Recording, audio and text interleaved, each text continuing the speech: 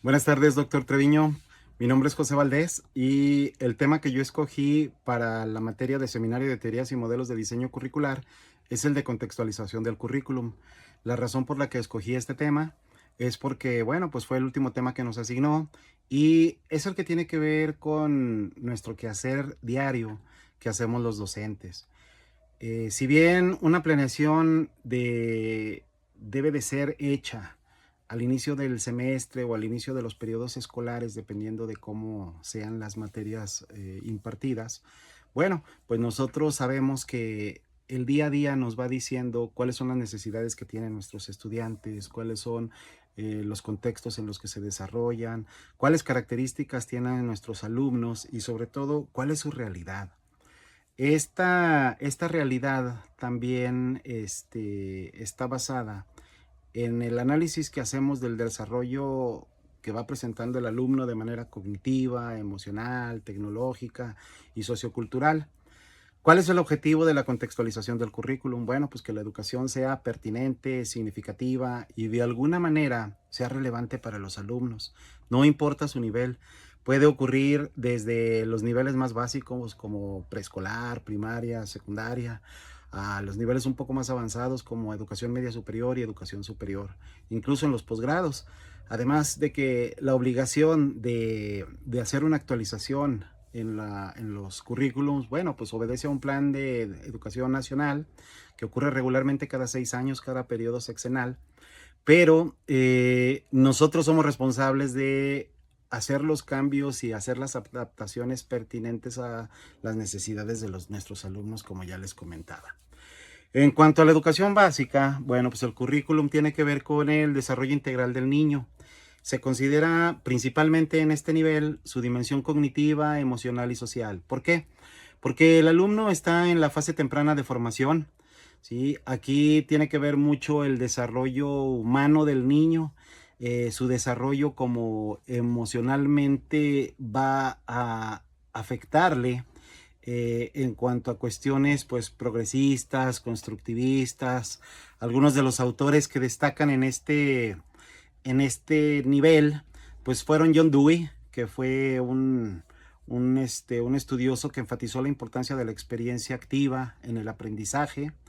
Jean Piaget, sobre todo, quien a finales del siglo pasado nació por allá en Europa, me parece que es suizo, pero él se desarrolló mucho siendo, me parece que era biólogo, y él se desarrolló mucho siendo observador de sus sobrinos, y él hizo unas obras donde habla de las etapas de desarrollo cognitivo orientado a la adaptación de los contenidos dependiendo de la edad del niño, de sus fases evolutivas. Por ejemplo, cómo se desarrollan los niños cuando tienen 1, 2 años, cómo se desarrollan en la etapa preescolar, y así lo fue haciendo de manera progresiva, viendo a sus sobrinos cómo iban desarrollándose. En el currículum de la educación superior, bueno, pues es un poco diferente, porque aquí ya más bien lo que buscamos es orientar a los alumnos hacia el desarrollo de competencias profesionales, críticas, para que sean competentes. El aprendizaje está basado, como, bueno, como su nombre lo dice, en competencias y experiencias. En este caso, algunos de los autores que más se destacan, pues es Ralph Tyler, ¿sí? Quien propone una sistematización de la planificación curricular. Históricamente, los psicólogos se encargaron de hacer muchos estudios, fueron al inicio del siglo pasado, quienes hicieron muchos estudios por la observación que hacían de los alumnos y de los pacientes. También por ahí estuvo Benjamin Bloom, quien con una taxonomía, él definió las bases para la evaluación de los objetivos educativos. Por ahí él es muy conocido porque todavía muchos de los objetivos propuestos o de los verbos propuestos para el desarrollo de objetivos está vigente, si bien ya ha habido alguna otra adaptación considerando la socialización y la modernidad. Bueno, pues son bases que siguen vigentes. Después tenemos a Hilda Taba, quien a mediados del siglo pasado también, ella hizo modelos participativos, promovió mucho los modelos participativos para el desarrollo curricular. Ella promovía que no tenías que trabajar de manera aislada, sino que en conjunto social era más rica la experiencia, ¿sí? Y aquí es donde nos damos cuenta, o en esta época es donde la educación tiene muchos cambios a mediados del siglo pasado, porque ellos transitaron, y digo ellos porque, bueno, pues en ese momento quienes estaban, transitaron de un modelo central en la transmisión de los conocimientos hacia un modelo crítico, un modelo que valoraba más el pensamiento crítico y el aprendizaje autónomo de las personas. Ahí, por ejemplo, nosotros siempre hemos tenido como la imagen, no sé si recuerden, de el científico este que trabaja de manera aislada en su laboratorio. Bueno, pues eso cambia al trabajo colectivo y a que el conocimiento colectivo es más productivo que simplemente el de una persona.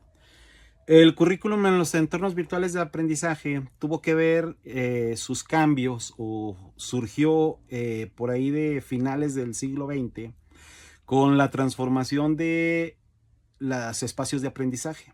Se empezó a privilegiar la interactividad, la personalización del aprendizaje, ¿sí? Y en esta personalización del aprendizaje se consideró mucho el aprendizaje también colaborativo. Las ideas que sobresalen aquí, bueno, pues son las del constructivismo digital, ¿sale? El famoso chip que ya traen los alumnos, ¿sale? Y las habilidades que ya tienen. Y bueno, principalmente el aprendizaje fue avanzando en cuanto a formas innovadoras, ¿sí? Mediadas por la tecnología. Hubo muy al inicio, por ejemplo, enseñanza a través de la radio, enseñanza a través de la televisión, y era, bueno, pues ahí simplemente era como el aprendiz, era simplemente una persona que recibía información. Pero con el uso de las tecnologías ya favorece más la interacción, sobre todo el uso de la computadora, los celulares, las tablets, el internet, etcétera. ¿Sí? En los finales de los 90 y inicios del 2000 ya surgen términos como los nativos digitales, que tiene que ver con las necesidades que tienen los alumnos para adaptar sus formas de aprendizaje. Y si el alumno adapta sus formas de aprendizaje, bueno, pues los docentes también tienen que adaptar las formas de interactuar para enseñar a los alumnos. O sea, no se ve el proceso como enseñanza-aprendizaje como uno solo, sino cómo aprende el alumno, cómo le voy a enseñar, y son dos procesos que trabajan de manera coordinada. En cuanto a los contextos socioculturales, bueno, pues este concepto es muy viejo. El concepto de sociocultural tiene que ver desde Vygotsky, por ahí de los inicios de los 1900, ¿sí? Y esto implica que tenemos que entender que los alumnos viven diversas realidades, pero la realidad que ellos tienen es la realidad social, ¿sale? Y aquí surge un lema que dice que a través de los demás llegas a ser tú mismo. Si tú trabajas de manera colaborativa, ¿sí? Vas a aprender muchas cosas. Vas a aprender más cosas que simplemente el trabajar de manera única o sola. Este enfoque se ha ido avanzando mucho porque, a pesar de ser viejo, este enfoque sigue vigente porque favorece mucho la inclusión, últimamente favorece mucho la equidad y también la identidad cultural, ¿sale? Algunas de las personas que más han como favorecido estas corrientes son pues Paulo Freire, con un libro por ahí muy famoso que tiene que se llama La psicología del oprimido, donde habla de la libertad en la educación, lo contextualiza en diferentes alumnos. Este cuate es no recuerdo de dónde es, pero es sudamericano.